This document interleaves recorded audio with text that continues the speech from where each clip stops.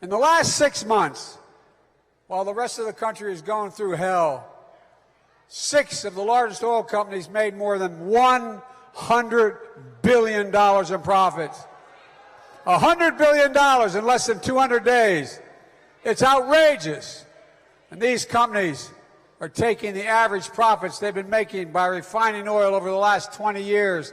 If they were doing that instead of the outrageous profits they're making today, they could pass on the rest of us, the consumers. The price of gas would be down another 50 cents. They're the facts. Instead, they're buying back their own stocks because that's how the CEOs get paid.